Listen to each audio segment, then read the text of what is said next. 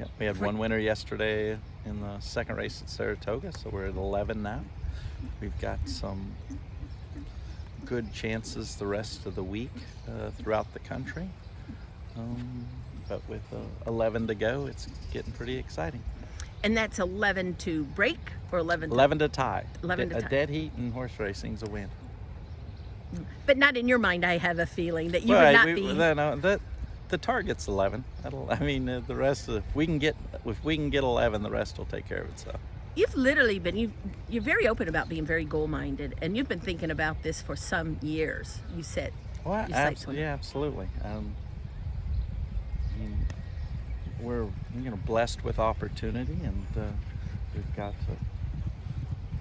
we train for the greatest people and greatest owners in the country, and we have a lot of chances to win races. And so I don't not surprised by the races we win. I'm kind of surprised by the races you get beat in, and I think that getting to a significant milestone like this allows you an opportunity to look back and reflect on the ground that you have covered. You've had some wonderful lines about it. I think one time you told me, why aspire to be number 2? Yeah. Or something well, similar. If it didn't matter, why do they keep counting, right? But it's extremely blessed to grow up in horse racing, be a part of it my whole life. I'm very fortunate to still have, my parents involved in it, and we, have collectively enjoyed the pursuit, and it'll mean a lot when we get there. Do you recall when you took over number 2? Do you remember when that was? And who was it that you passed? Hollendorf, and I was fortunate to meet him when he had a string at Arlington, I think in the early 90s, and the general, he works, man goes about his business, and we were, I think, he was, when we got to number 2, and he had always encouraged, has let me know that I was capable of catching him, and Dale Baird, a tremendous feat. No matter where you win races, if you're in horse racing, you know how hard it is to win a horse race, and at any level. And so I think that it's extremely significant to hopefully one day end up being the all-time winningest trainer. Did you ever get a chance to meet Dale Baird before he was I had killed met him in when I was stabled at Hawthorne in the fall, and they'd come in there and buy some horses and stuff. I met him, but... Did you ever tell him I'm coming after you? Oh gosh, no. But no, not then. I didn't. Back then, I was just, hoping to win a race. But years later, with opportunity, and we've accumulated some numbers. When did it really? If you can kind of remember about when it really occurred to you, you know what, I can be the all-time, or was it a gradual realization? I don't know. By the time I was 12, I don't know. I don't know. I just extremely fortunate in the situation that I grew up in. Knowing and believing and being correct about what great horsemen my parents were. One older brother that's out of South Texas or not, won the Eclipse and was leading rider in New York and 5-time Golden Whip Warders, so when you got that kind of example in front of you, what are you scared of? Dale Baird's record is for North America. I'm told by Ron Flatter with Horse Racing Nation that there's another guy that has a world record, and you're very aware of him. Absolutely. And what is his name? Juan Carlos Villarreal. And you knew that in he was Peru. He's like 300 ahead of me, like 9,800 or something. So, and he's still winning a couple hundred a year, so. But that's your next goal, I assume. I'm winning the Derby's our next goal. We win in the Derby. But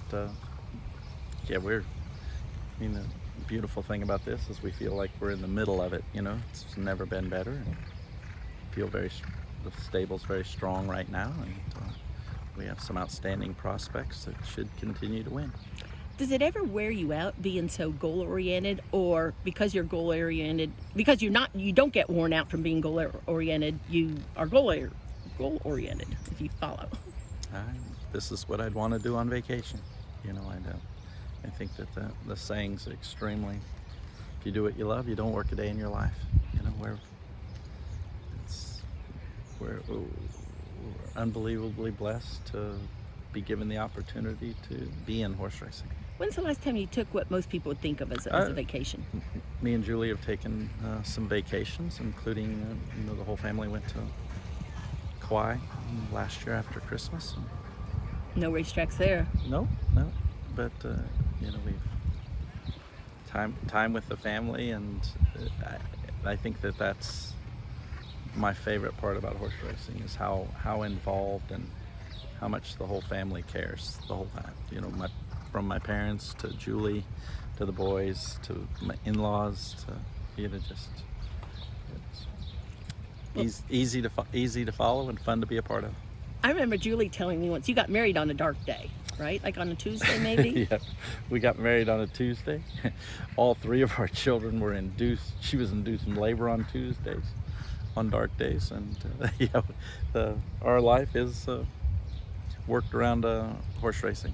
Now you could be literally come up with the record-tying, record-breaking win at any of 6, 7 tracks. Right now, we're racing here at Ellis Park and Louisiana Downs and Indiana Grand and Monmouth Park and Saratoga on a regular occasion right now. But you slipped in a couple to Colonial, I noticed on Monday. Yeah, I got a couple in over at Colonial. Yeah, we're when a horse is ready to run, you got to find a race for him. And so would it be? I mean, what would it be like if you're not there in person? I mean, it could, like I said, it could happen anywhere. You're there in person. I mean, if it happens, it's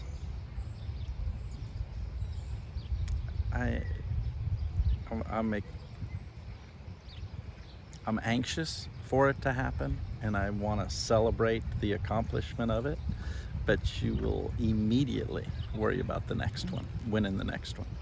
Now, have you sent Darren Fleming, your assistant here at Ellis, some live shots so he can maybe have a chance at being the one? Well, no, everything you enter, you're trying to win with. I mean, that's kind of the idea of racing. Well, there's trying to win, and then you're trying to race. And no, we have some very nice horses in this week at Ellis, but I would be surprised if it happened before the first or second week of August.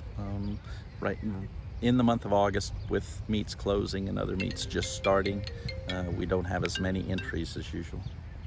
And I got an update on Midnight Bourbon since he did break his mane here at Ellis. Lots of interest in him. He's back jogging, That's amazing that he came out of that unscathed. Well, I don't know if the word's unscathed, what it did to his head and stuff like that. His energy level's good. He looks good under tack, and he's got a few abrasions and nicks that need attention, and we will doctor those and keep him moving for the time being, but his energy level's very high. Final question, and the big stakes weekends are still a couple weekends off here, but do you have any horses at this point targeted for Kentucky Downs preview weekend or the following week with the Ellis Park Derby, the 2-year races? We do. Undecided on exactly who, but we will be represented on both of the stakes days.